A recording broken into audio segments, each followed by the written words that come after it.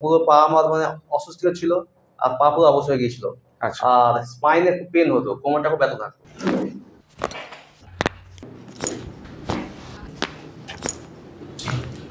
এখন কোমরটা আগের থেকে ভালো লাগছে?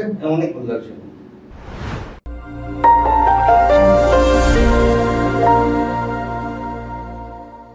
বজবজ থেকে একজন আমার ভিডিও দেখে পেশেন্ট এসেছেন কোমর ব্যথা নিয়ে।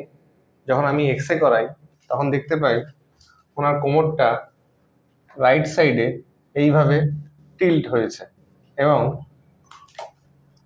স্যাক্রামের হাইট একটা ডিফারেন্স এসছে। আমরা যখন পেলভিসের এক্সরে করাই,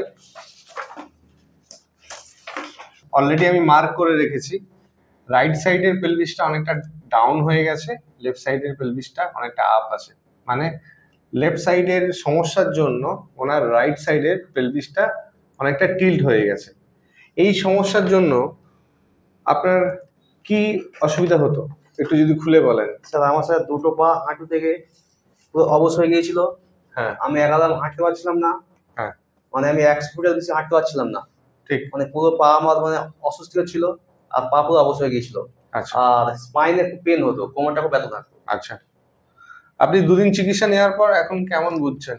এখন স্যার মোটামুটি আমি এখন পাই, এখানে দুদিন চিকিৎসা নেওয়ার পরে পাই আমি 70% রিলিফ আমার হয়ে গেছে। 70% রিলিফ হয়ে গেছে। ওকে, তো আজকের এই ভিডিওতে দেখাবো আপনাদের ওনাকে আমি কিভাবে সুস্থ করছি। আমরা যখন প্রথম দিন ট্রিটমেন্ট করি তখন এরকম ডিফারেন্স ছিল, মানে এতটা গ্যাপ ছিল ডান পা এবং বাঁ পায়ের মধ্যে। এখন আমরা ট্রিটমেন্ট করার পর সামান্য এখনও কিছুটা অসমান আছে। আজকে থার্ড ডে ট্রিটমেন্ট করার পর দেখব ওনার লেগ লেন্থের কি চেঞ্জ হচ্ছে। আমরা দেখতে পেয়েছিলাম এক্সরেতে এবং ম্যানুয়াল চেকে ওনার ডান পাটা বড় এবং বাঁ পাটা ছোট। তো আমরা সেই অনুযায়ী ওনার ট্রিটমেন্টটা করেছি। যেহেতু ওনার কোমরটা আমরা দেখতে পেয়েছি ডান দিকে টিল্ট হয়েছে, সেই জন্য আমরা কোমরটাকে বাঁ দিকে করব। নিঃশ্বাস নেবেন, ছেড়ে দিন, নিঃশ্বাস নিন, ছেড়ে দিন। যেহেতু আমরা ডান পাটা বড় পেয়েছিলাম আর বাঁ পাটা ছোট পেয়েছিলাম, সেই জন্য আমরা এবার পেলভিসটাকে কারেক্ট করব। নিঃশ্বাস নেবেন, ছেড়ে দিন, নিঃশ্বাস নেবেন। এই ম্যানুভারটায় আমরা কি করছি, স্যাক্রামটাকে রাইট সাইডে আপ করছি, লেফট সাইডে ডাউন করছি। নিঃশ্বাস নিন, ছাড়ুন। লাম্বার স্পাইনটা টিল্টিং হয়েছে টুয়ার্ডস রাইট সাইড।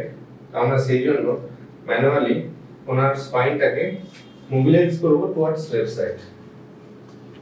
2 3 4 5 6 7 8 9 10।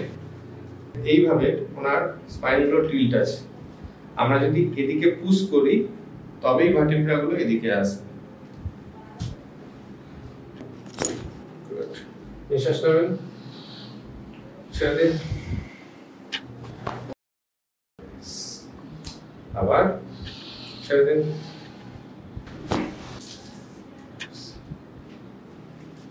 উঠে যান, হ্যাঁ উঠে যান, আবার শুয়ে যান, আবার উঠে যান, ঠিক আছে, ছেড়ে দিন। নিঃশ্বাস নেবেন একটা জোরে, ছেড়ে দিন।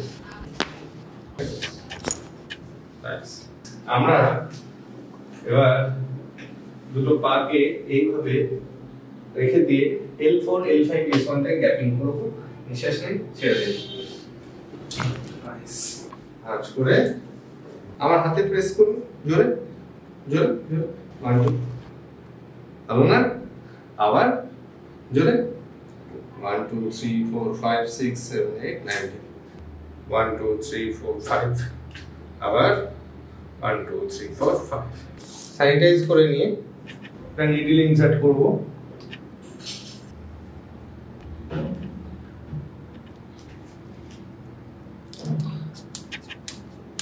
এইভাবে কাপিং থেরাপি করব। দেখতে পেয়েছেন কাপিং মার্কস পড়ে গেছে জায়গাটা। উঠে দাঁড়িয়ে যান একবার। এখন কোমরটা আগের থেকে ভালো লাগছে? অনেক ভালো লাগছে। এদিকে যে স্টিফনেস ধরা ধরা ভাবটা যেটা বলেছিলেন, হ্যাঁ, যে টান ভাব ছিল যেটা নিয়ে এসেছিলেন আজকে অনেক কমে গেছে, অনেকটা কমে অনেক গেছে। কমে গেছে। তো দেখতে পেলেন আমরা কিভাবে ওনার কোমরের ব্যথাটাকে কত তাড়াতাড়ি সুস্থ করে দিলাম। তো এই ভিডিওটা যদি আপনাদের পছন্দ হয় অবশ্যই কমেন্ট করে জানাবেন। নমস্কার।